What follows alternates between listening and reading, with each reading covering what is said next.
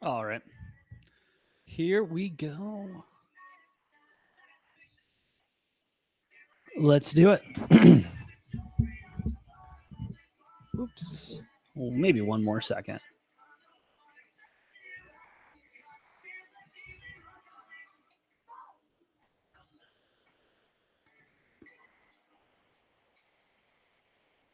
There we go. All righty. Hello, Degens. Welcome to Degenerate Takes. Of course, I'm the brofict one, AJ. Hope you're having an incredible Thursday, February 7th, 2024. It's been a day. It's been a day. It's been a day in the sports world, and it's been a day that we're going to break down a couple moving pieces. And I think some pieces may be coming together that we've talked about in the last couple of days that I want to break down as well.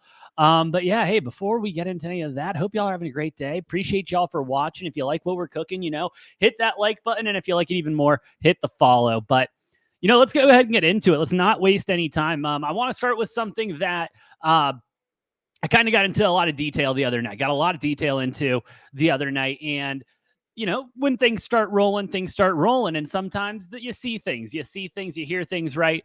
And you end up with interesting stories like this coming out of, I got to share my screen. That's what I got to do. I got to share the screen because that's something we've talked about.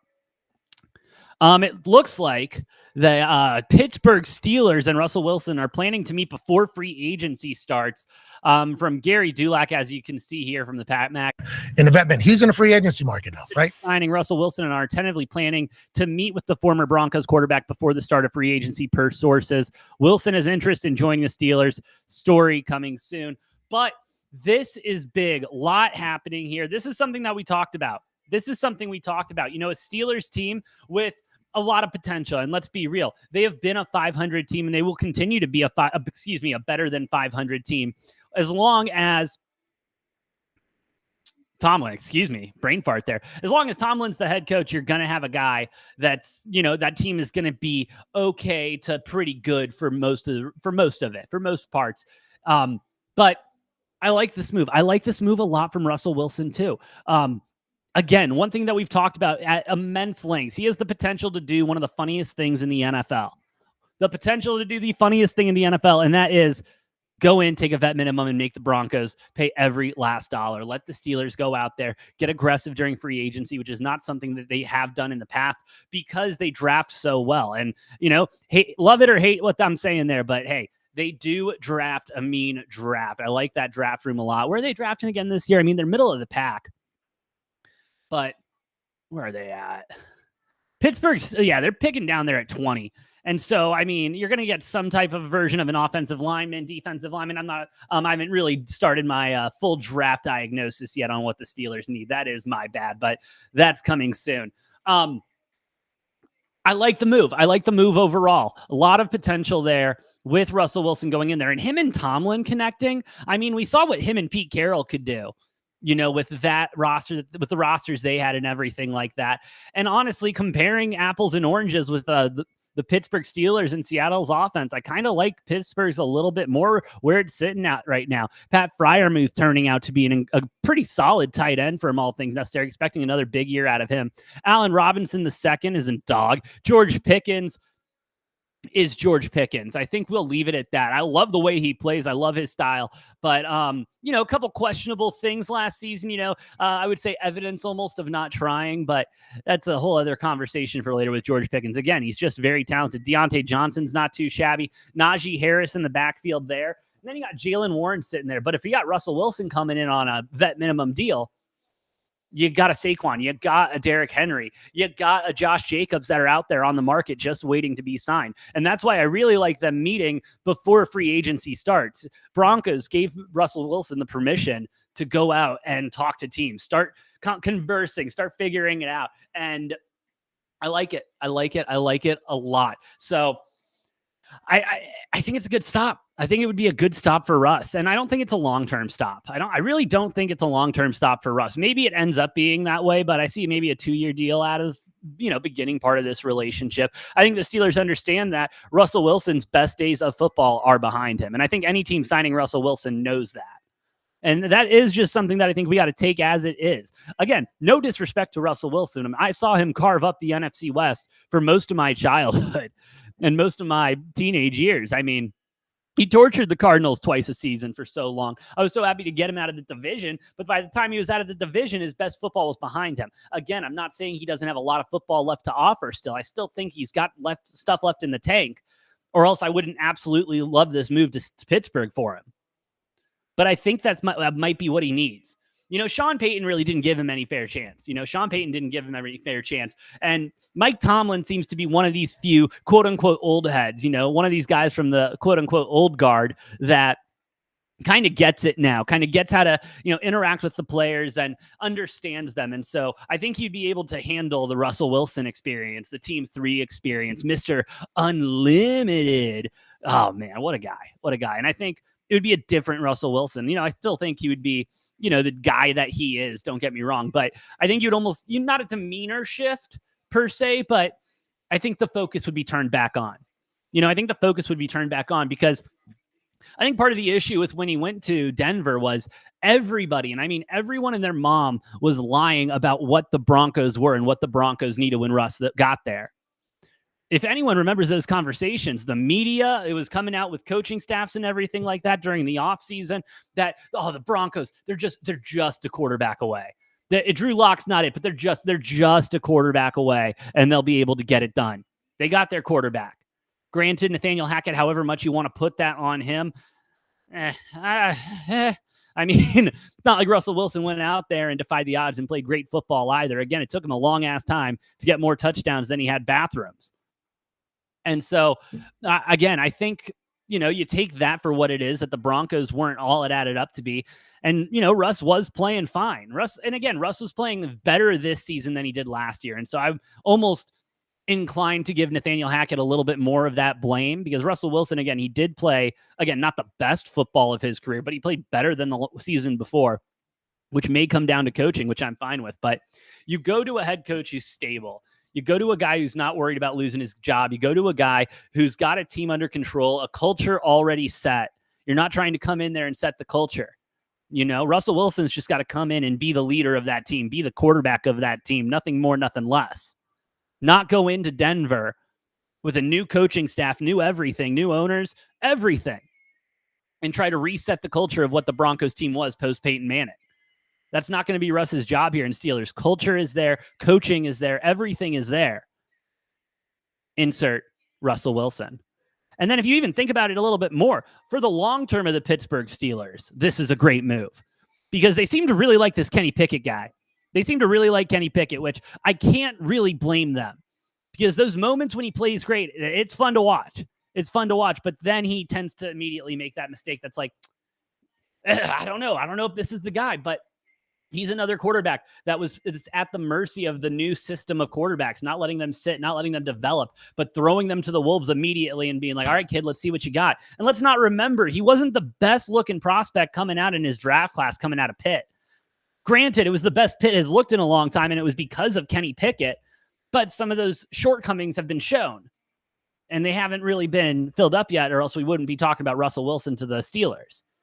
But we could be talking about Russell Wilson to the Steelers. Kenny Pickett sits behind him, gets the Patrick Mahomes treatment, and then Steelers, what do you got? And that's why I think it's also a 2-year deal, 2-3-year deal with Russ.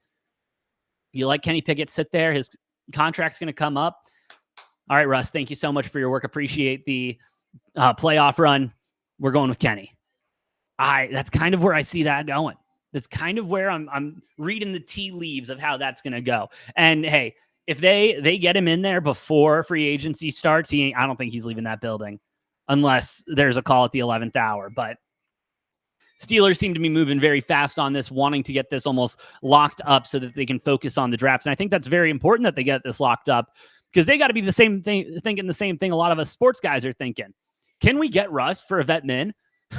Is Russell Wilson willing to sign for a vet min this year and just let Denver cover the rest? Is he willing to do that? That's got to be the number one question on their mind. And maybe that's been answered. Maybe it hasn't. Who knows?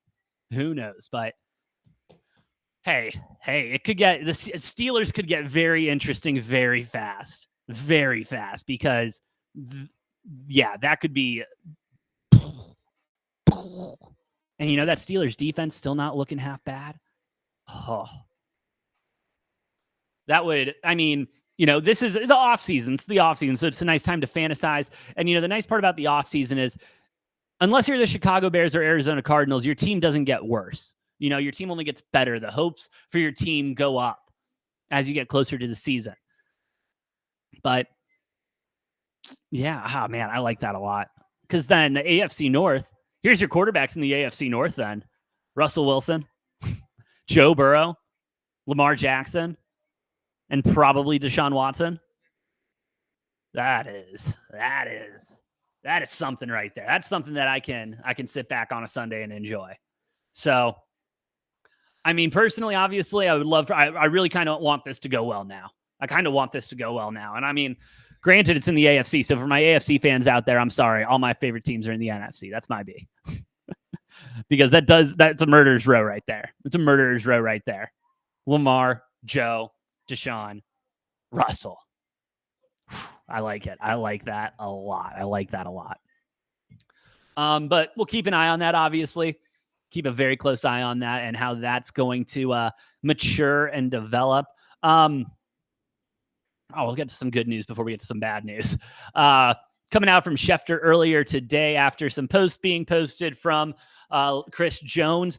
He has has come to an extension with the Chiefs 4-year, $119.8 million, including $115 million fully guaranteed per sources.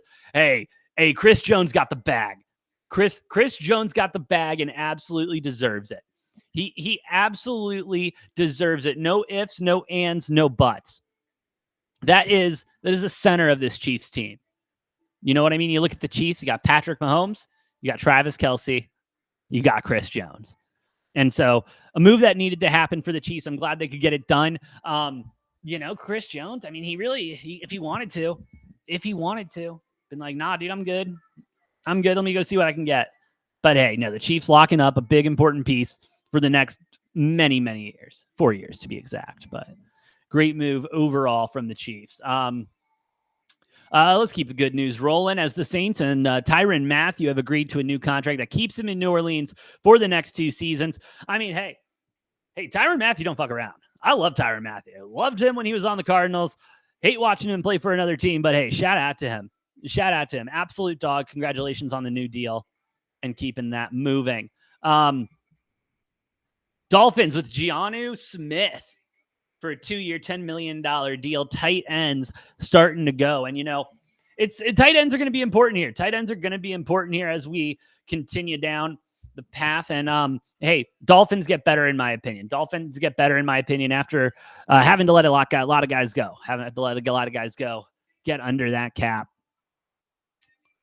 All right, beautiful. So here are our top free agents at the running back position. We got a lot. This is a list.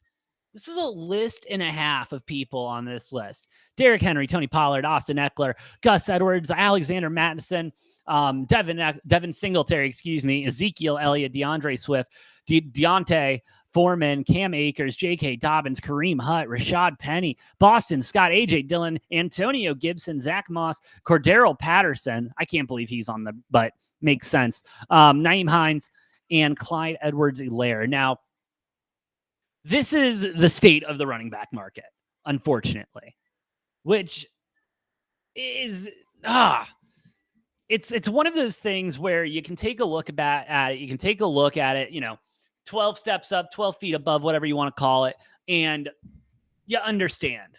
You kind of understand why we're here.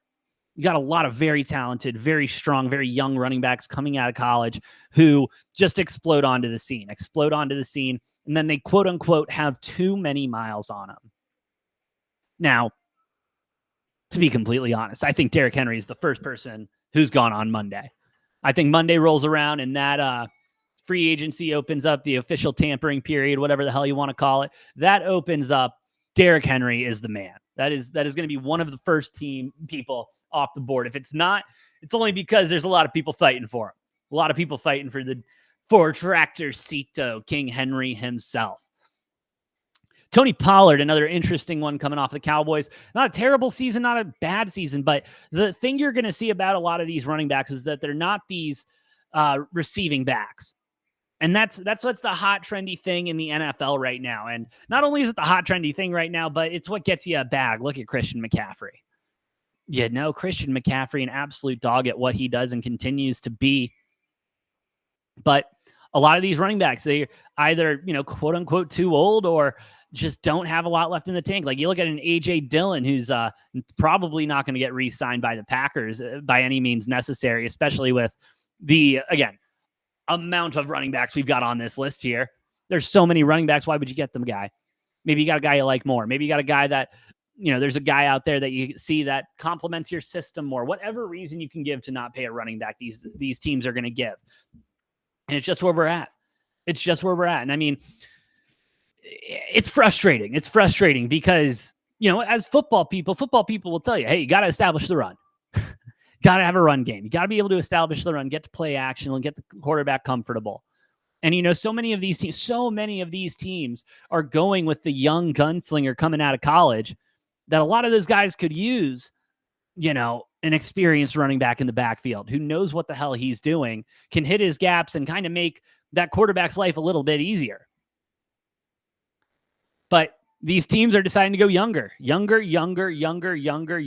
I mean, it's a double-edged sword. It's a double-edged sword. On one end, yes, you are getting them for cheap. You are getting them for dirt cheap comparatively to what you got to pay an experienced running back for. Not only that, but they also don't have the quote-unquote miles on them in the NFL that these other guys do and can probably get you a solid 3-4 seasons out of them before you got to pay them, which makes sense. But you're also starting to see these running backs come out of college who are making sure that they are able to catch out of the backfield even a little bit, because that's what we're looking for. That's what these NFL teams are looking for. They're looking for the next Christian McCaffrey.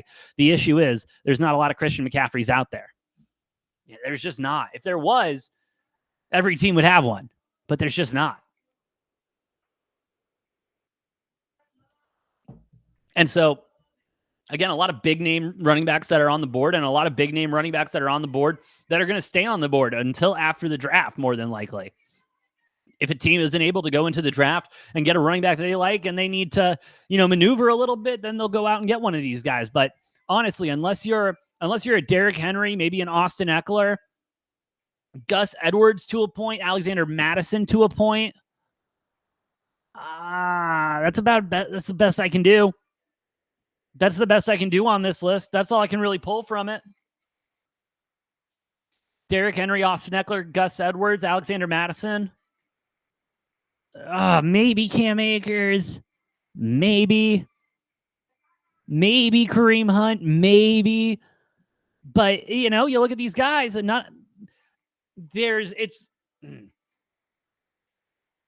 unfortunately, they're not hard to replace right now.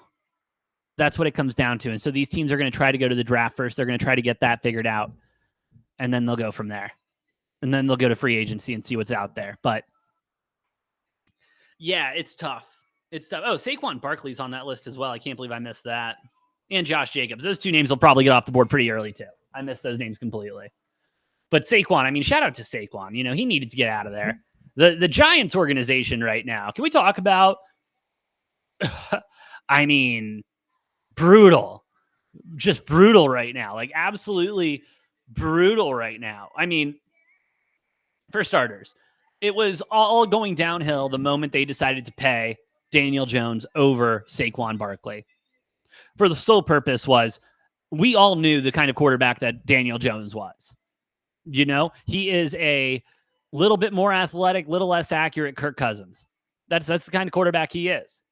Because remember, all quarterbacks start from Kirk Cousins, and then they branch out from there when you discuss quarterbacks. But no, anyone with half a brain, it felt like, knew that Saquon Barkley was the reason that team was looking good and the reason why Daniel Jones was looking good. Again, the argument for making sure you got a veteran running back who knows what the hell he's doing in the backfield. Daniel Jones, still a young quarterback at the time, still a young quarterback now. Looks like he's got deer in headlights half the time. Again, better quarterback than I ever was. But still, you need that running back. But that's really where the Giants started their downfall. You know, deciding to re-sign Daniel Jones and not go with Saquon. They would have had a chance to maybe trade up in the draft a little that year, get a QB that they kind of like, and go from there. You still had Daniel Jones under contract. Got him for one more year. Do you go to the draft now? Do you go to the draft now? Pick the future now? Have him sit behind Daniel Jones for a year? Maybe, but it's a mess there. It's a mess there. And I mean, the big word around the combine apparently was buyer's remorse with Daniel Jones. And yeah, because the moment Saquon got injured, and again, that was an argument for not paying Saquon, is that he can't stay healthy. Completely understand. But still, Daniel Jones didn't stay healthy this season. Anyone can get injured at any time in football, you know? And so, I don't know. Again, I think that was one of the most questionable signings in NFL history, was Daniel Jones getting signed for all that money for the Giants. And I mean, I think the contract becomes tradable or it's over after this season. It would be a great time for the Giants to move on. This is a pretty deep quarterback class when you look at it. Where are they drafting? Let's get back to my draft board. Giants are number 6. Giants at number 6. I mean, you're going to have some solid quarterbacks sitting there at number 6. Again, we are all kind of in the realm that it's going to be a mixture, a selection of Caleb Williams, Jaden Daniels, and Drake May. Everyone's kind of sitting there right now for where quarterbacks are going to end up in the top 3, believing they're going those top 3 picks. And then again, if everything goes according to plan, Marvin Harrison Jr. comes over to the Cardinals. Thank you very much. But so, all right, you take away the top 3 QBs. You're left with J.J. McCarthy, Bo Nix, Michael Penix Jr., Spencer Rattler, Michael Pratt, Joe Milton, Sam Hartman, who, again, I think is very underrated in this combine, in this quarterback draft class. Jordan Travis, who I think is getting the, what's his name? Lions backup quarterback, played for Tennessee. Hendon Hooker, thank you. I think he's getting the Hendon Hooker treatment. Jordan Travis, that is. Hendon Hooker was having an incredible season, effed up his knee, out of the Heisman race, out of everything, fell very far in the draft. That's how the Lions were able to draft him. Again, one of the best signings, I think, one of the best draft picks I think the Lions have made, because he's going to be perfect, I think, to fit in that system with the Lions, sitting behind Jared Goff too. Love that. I think Sam Hartman has the potential to be almost a better version of Hendon Hooker. Different, obviously, 2 different quarterback styles, but you know, that ability to go and sit a year behind Daniel Jones, even if, you know, I don't know the type of quarterback Daniel Jones is, and those type of reports haven't come out, or I haven't heard anything about that. But, you know, you get Sam Hartman in there, you get a Bo Nix, you get a Michael Penix, you maybe get a J.J. McCarthy, because that's been the hot name on the block recently, is J.J. McCarthy out of Michigan. Maybe the Giants go and do that. I don't know, but something needs to change. Something needs to change in that Giants building, because it's not working. It got to the point where every single time the camera panned to Daniel Jones on the sideline, there was a 50-50 shot it was going to be a meme. I mean, seriously, 50-50 shot that what he was about to do was memeable. That's kind of like Daniel Jones is the meme quarterback right now. That's the best way I can describe it. Man, it's tough. It's tough. And again, it's a tough job to have. But hey, there's only 32 of them. You got to be damn good. And he's already got his bag. So I don't feel too bad for the kid. And again, he's a guy. He'll go back up somewhere in Carolina or something when this is all said and done. He'll be fine. He'll back up for a couple years at least. But if the Giants wanted to start getting back on track, though, I think now is the time to do it. Draft a quarterback in the first round and get it moving, because it's not working right now. It's not working right now. And the one part of the offense that was working, Saquon Barkley, he's out the door. So, just saying. Also, Saquon Barkley to the Chiefs. That just kind of been rattling in my head recently. I kind of like it. Not going to lie. I kind of really like it, but you know, what else do the Chiefs need for a three-peat?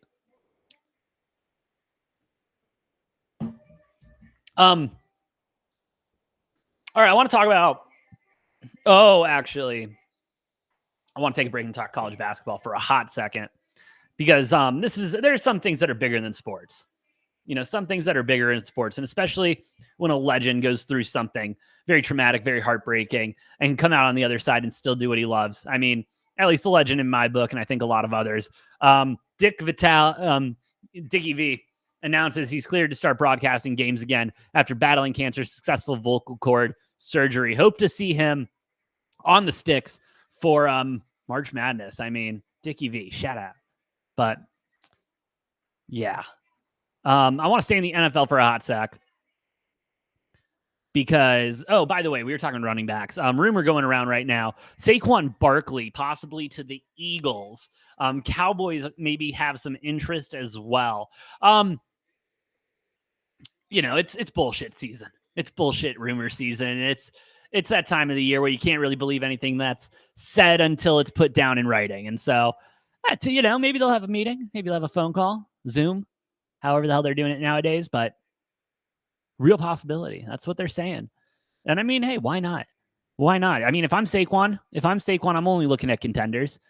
I'm not looking at a Carolina. I'm not looking at maybe looking at a Jaguars, maybe. But I'm not looking at Arizona, unfortunately. I'm a realist. What do you want me to say? I'm not looking at Arizona right now. I think we're going to be a hell of a lot better than we were last season, but I don't think it's going to be enough. And again, maybe the Cardinals shock me and we end up drafting a quarterback first round. Wouldn't be the first time that we've done that.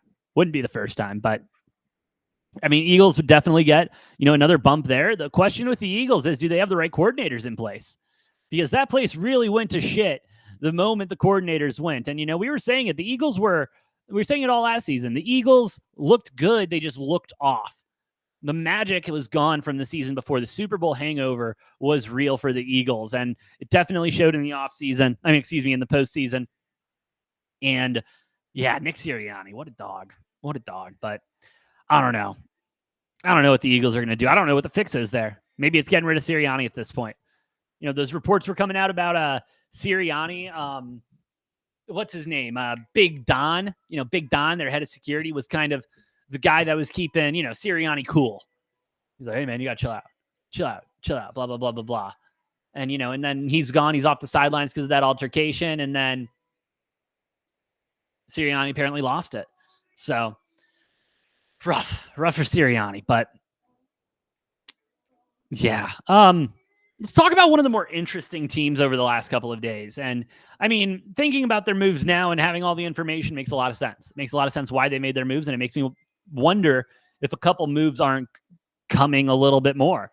The most interesting part to me, Bills have agreed to terms with Mitch Trubisky to return to Buffalo, sources say. But yeah, they were in talks. Deal's now done. Steelers cut Trubisky earlier in the season so that he could go out and get a job before free agency. Going back to Buffalo, the last time he actually looked like a half-decent quarterback when he was coming in to fill for, Josh Allen, and he looked damn good during the offseason and everything. Preseason. But hold on. Wait a minute. We got to talk about the Buffalo Bills. Because I think everything's starting to boil over now. I think everything is starting to boil over. Can I get a list of it, please? Why can't I get a list? Hold on. My computer, I had it pulled up too, and then it just closed out.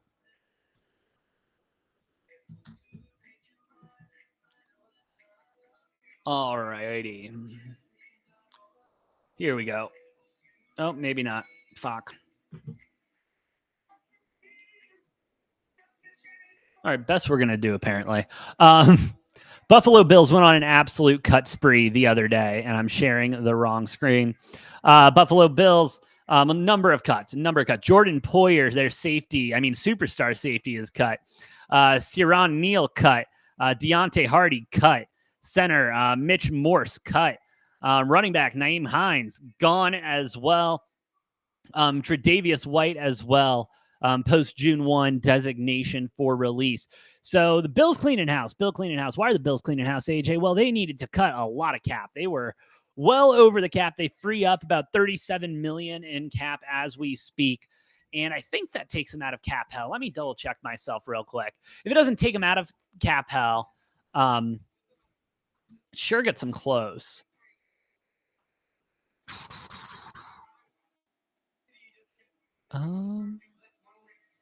Hold. This is not what I was looking for. Can I get what I want? Alrighty, maybe. All right, so they entered excuse me. So before they entered their cut spree, let's call it, or their release spree, Buffalo was 40 million over the cap. So that's a pretty penny. That's a pretty penny. They release everyone looking at about $25.96 million in cap space right now. And let me tell you, this is an opportunity. This is an opportunity for the Bills because there's been a lot boiling with the Bills lately. Let me pull this one thing up. I want to make sure I'm breaking everything down absolutely correctly. Perfect. So let's look at the Buffalo Bills, huh? A lot of crazy shit's happened with them, huh? Lot of crazy stuff's happened with the Buffalo Bills, mostly surrounding, star wide receiver Josh Allen's best friend, Stephon Diggs. And Stephon Diggs has been, consistently good, gets frustrated as a good diva wide receiver should. Absolutely. And I think we need to all remember that when we're talking about Stephon Diggs and Josh Allen and the whole Bills situation is that Stephon Diggs is just your classic, your absolute classic diva wide receiver. He's the man. He's the poster child for it right now. And do I agree with all his antics? Do I like everything he does? No, I don't think anyone fully understands or does. But there's been a lot of cracks, it seems. There's been a lot of, I don't know if cracks, wrinkles, whatever the hell you want to call it. There's been a lot of small things going on, though, with Buffalo, whether it's on the sideline, whether it's Stephon Diggs not showing up for postgame, whether it's a lot of things going on. There's just a lot that makes you sit down and think, what's going on in the Bills? Because, in the entire season, too, it felt like there was always something off about the Buffalo Bills, just something off about the team dynamic, whatever it was. And for some reason, we were always coming back to Josh Allen and Stephon Diggs. Maybe something's wrong with that relationship. Maybe that relationship's broken. What's going on there? And maybe there's starting to be something to that now. Not only, again, Buffalo had to release everybody. They were $40 million over the cap. They need to create some space so that they can get some, drafts and everything like that. But damn, this would be the time if they were, really interested in kind of restarting, maybe getting off Stephon Diggs, maybe trading him away, see if he's got a market. I'm sure he's got a market. Anyone who can't get Justin Jefferson, if he ends up re-signing with the Vikings, or ends up staying with the Vikings, I guess, because the Vikings have essentially said, we're not fucking trading him. But maybe the Bills start doing that. Maybe they start giving him a look. And maybe that's the superstar wide receiver that's on the trading block, for this season.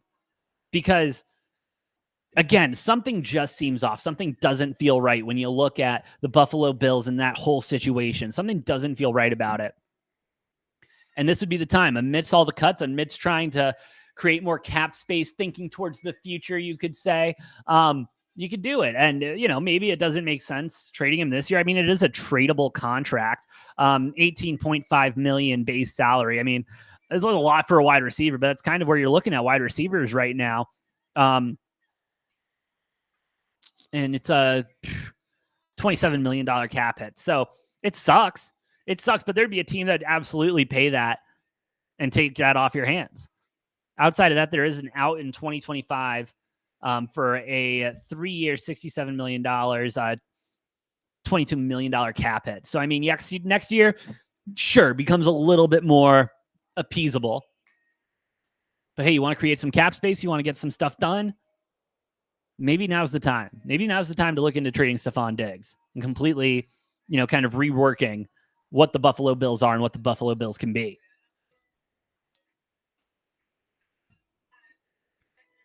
And it's not like it's not a very deep class at wide receiver this draft season. Yes, everyone's talking about Marvin Harrison Jr., but it's a very deep draft class for the wide receivers. So, but again, gives them an opportunity. Again, something feels like it's going on there. And I think the Buffalo Bills are going to build around two pillars: Josh Allen, Von Miller. Von Miller, obviously believing in what he can do and what the Bills can do, restructuring his deal completely, taking a pay cut, but can make all of that back in incentive. So taking a lot on his shoulders. I like that attitude out of Von Miller. And that's one of the reasons why he's their pillar and he's going to be there. But Stephon Diggs is not a pillar. He's not a guy that you need to build around. He's the guy that you need to make sure there's a quarterback that can throw within 5 yards of him, and he'll make a catch.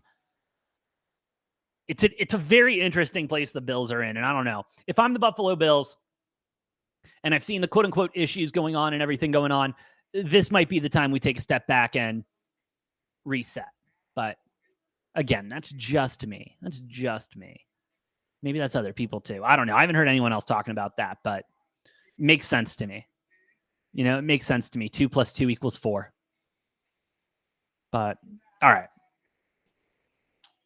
Before we get into the NBA, because I do want to talk NBA. Do I want to talk about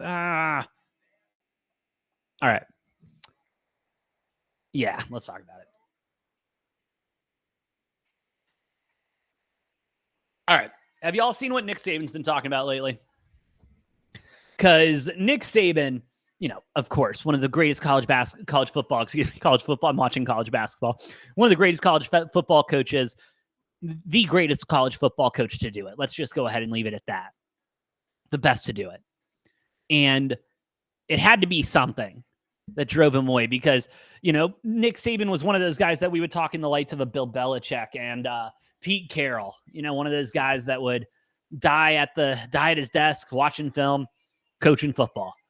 Now all of them are out of a job, which kind of puts that into an interesting perspective on where we're all at, as where the football teams are at least when it comes to their coaches. But Nick Saban not forced out. Nick Saban not forced out, deciding to retire, deciding to change up everything. Will be a contributor. There we go. On game day, which I'm beyond excited. Anytime I get to sit down and listen to Saban talk about football, beyond stoked on. And, you know, say what you want to about his time on McAfee. I always thought it was very insightful. And again, you can listen to one of the greats talk about something they were great at doing. Yeah, I'm gonna be all ears. Simple as that. But Saban coming out now, talking about more of the reasons that he left.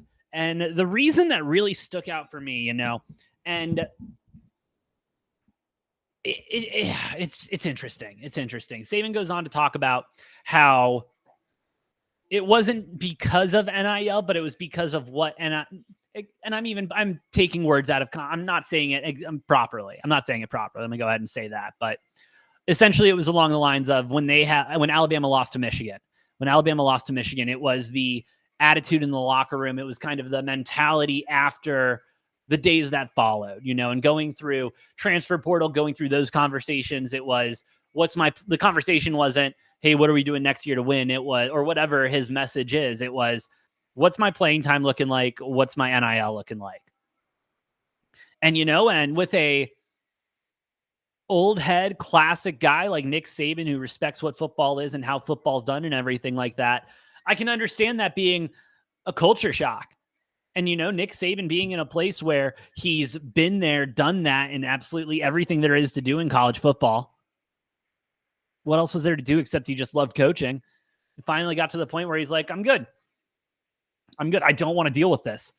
And you're seeing a lot of these, you know, almost old-fashioned head coaches doing this. You know, Chip Kelly, head coach at UCLA, taking a demotion. That's what it is. He's taking a demotion to go be OC at Ohio State. He was on McAfee's show today, asked about why that was, and he was like, I get to coach.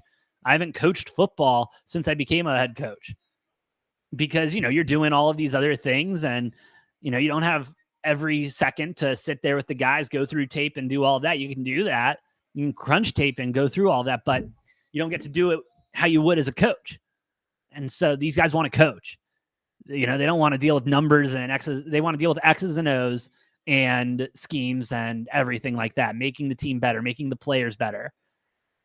And so I understand where it's coming from. It's obviously extremely disappointing. I mean, Saban's a guy that definitely has a lot more in the tank if he wanted to.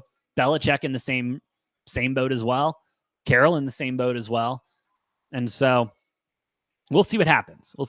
But heartbreaking, understandable though. Understandable. And that kind of seems to be evening out like that right now. The NIL world's going to get very interesting, I think, in the next year or two. But yeah. All right, before we talk basketball, because I do want to talk a little NBA today. did not have this on my bingo card for 2024. Didn't have this on my bingo card, period, for anything in the world of things that should take place. Am I intrigued? Absolutely. So did they do their job? Absolutely. But what the fuck? Like, what is this? Per Ariel Helwani, per everyone, Mike Tyson confirming it himself, Jake Paul will step in the ring with Mike Tyson on July 20th, exclusively on Netflix in Jerry World. That is not a sentence that I thought would come out of my mouth. That is not a sentence I thought would ever come out of my mouth whatsoever. Are you kidding me, bro? Are you kidding me, bro? Like, what is this? I mean, hey, listen, like I said, they got me intrigued. They got me interested. Am I going to watch it? Maybe.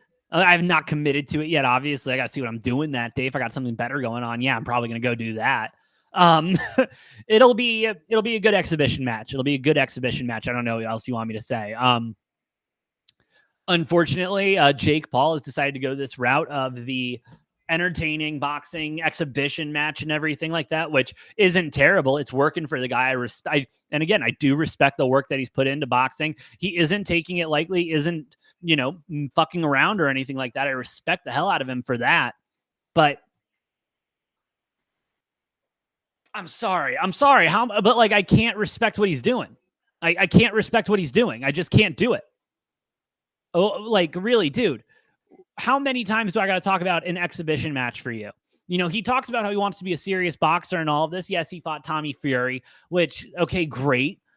But again, that was nothing but an exhibition match. This is nothing but a fucking exhibition match. Bro, really? Really? You want me to sit here and be like, hey, holy shit, Jake Paul is getting in the ring with fucking 57-year-old Mike Tyson. Don't get me wrong. Mike Tyson, different type of 57-year-old than your average 57-year-old. He's still Mike fucking Tyson. Don't get me wrong.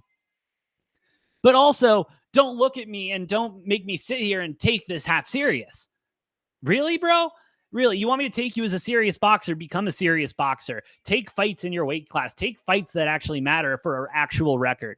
Stop with this bullshit. And who knows? Who knows what's going on behind the scenes there? Who knows why this match is actually taking place? Who knows what's going on? But it's, maybe,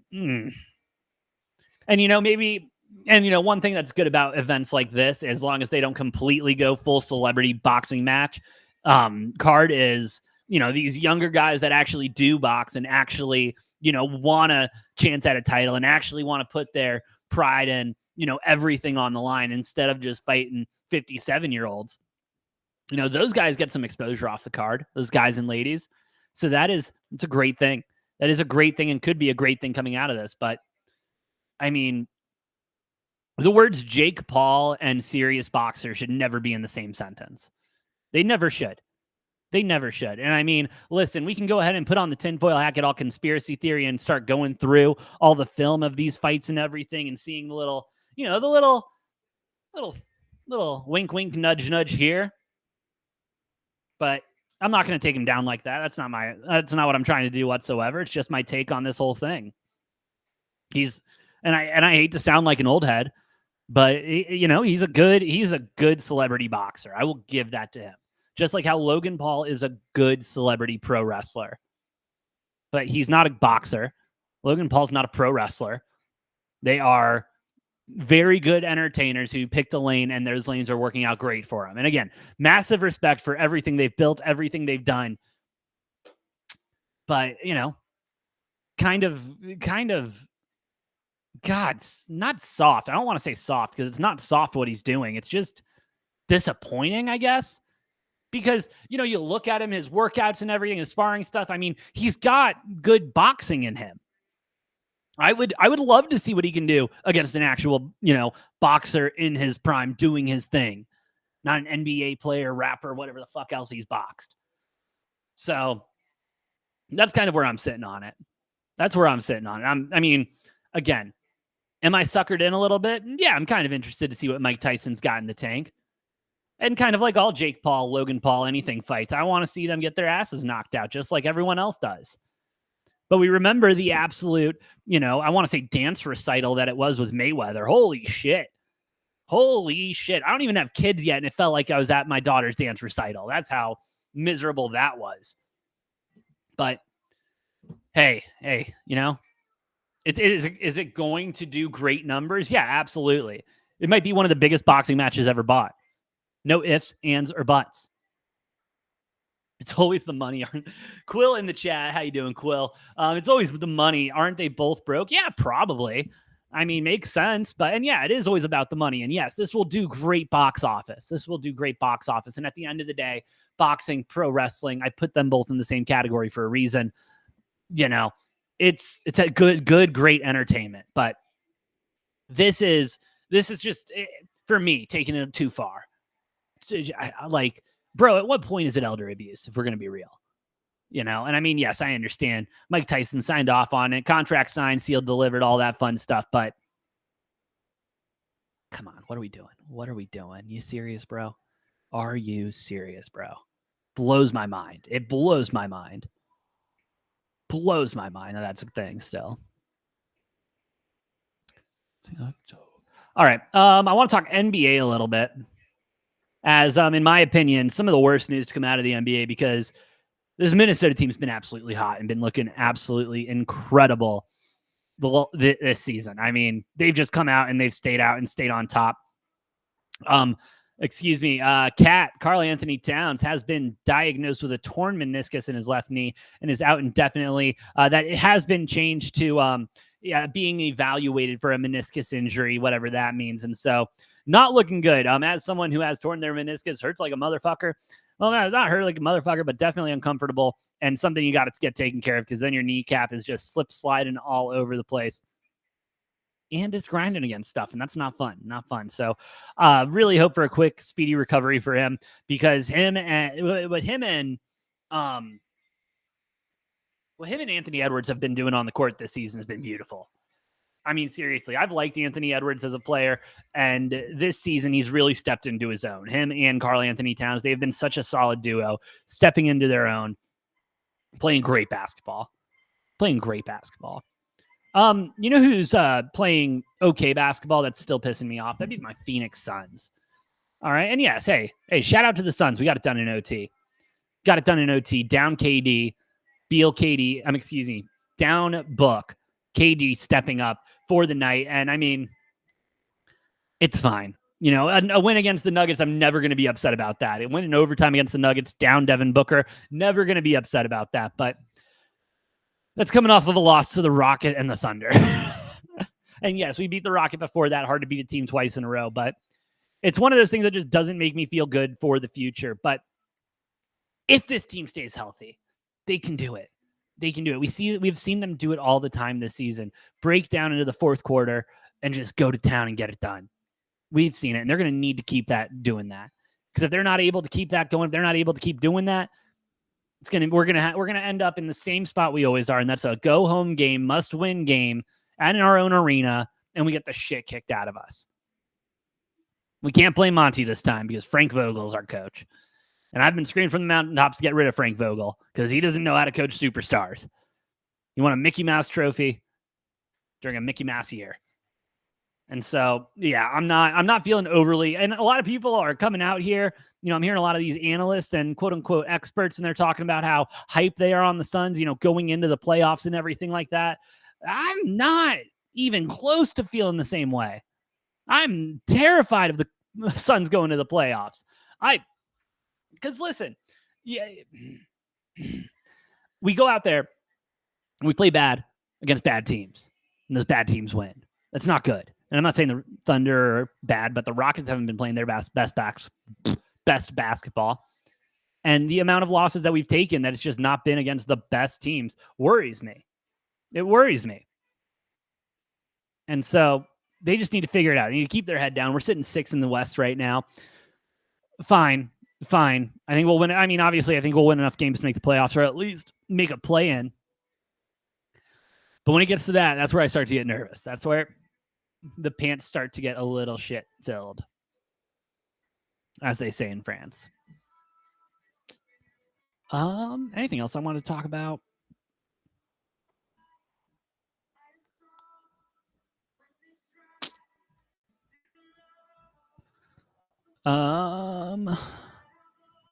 No, I think that's actually all I got tonight. I think that's all I got tonight. Thank y'all for listening. Thank y'all for watching. Shout out to all of you. Appreciate it. If you do like what we're cooking here, would appreciate y'all hitting that like button. Helps us out a lot more than you know. And if you really like what we're cooking, that follow button is not far gone, near. I don't know what I'm trying to say there. We're going to leave it at that. But with all that being said, thank you all again for listening. Thank you all again for watching. I, of course, am the Brofict one, AJ, and I'll see you next time on Degenerate Takes.